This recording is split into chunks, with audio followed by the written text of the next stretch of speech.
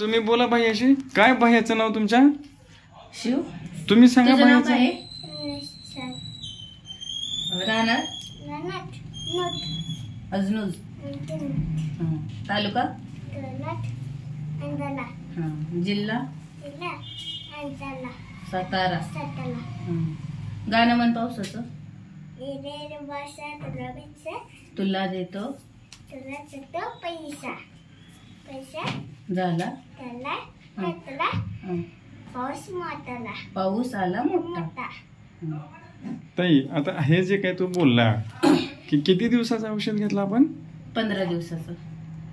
मग हा बोलत होता अगोदर?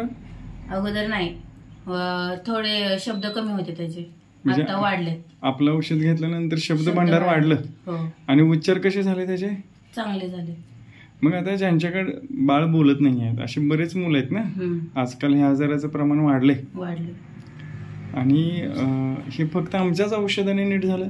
हो, तुमच्याच औषधाने. आता ज्यांच्याकडे बाळ आहे, ज्यांचं बाळ बोलत नाहीये, त्या आईला काय सांगाल आता तुमच्या ह्या अनुभवातून?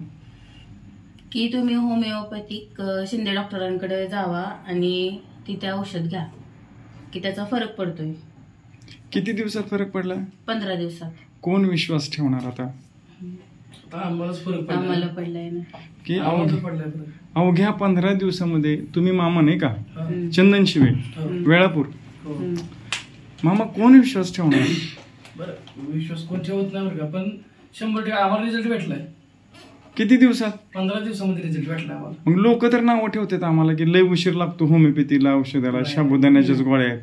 नाही, आयुर्वेदिक गोळ्या आहेत त्या, आणि त्यांचा फरक हा पडतो. 100% फरक पडतो. साईड इफेक्ट तर कसलाच नसतोय. छान वाटतंय. आता तुम्हाला कुठल्या दुसऱ्या दवाखान्यात जावं, कुणाला दाखवा असं काय जायची इच्छा आहे का नाही? आता आता आत्मविश्वास काय वाटतोय आता?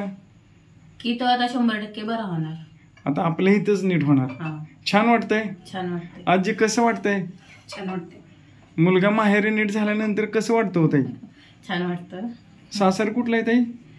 पारगाव खंडाळा. जिल्हा सातारा. छान. ओके.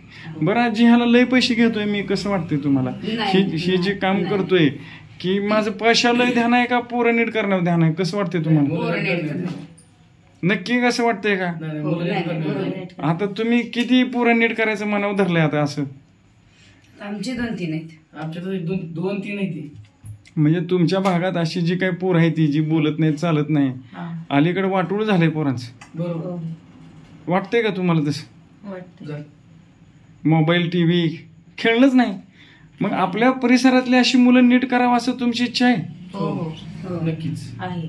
तुमचं काय म्हणणं आहे आता ताई? जे अशी मुलं आहेत त्यांना आम्ही सांगू की तुम्ही इथं जावा आणि औषधं घ्या, गोळ्या औषधं. मामा तुमचं काय म्हणणं? इथलं येऊन त्यांनी औषध उपचार घ्यावं, सगळं काय असं, म्हणजे जेवढं चांगलं मुलं राहतील तेवढं चांगलं आहे ना. एकदा रिझल्ट बघितला की त्यांना समजेल की काय आहे ते, ऑटोमॅटिक अनुभव घ्यावा त्यांनी. ओके. ओके. थँक्यू.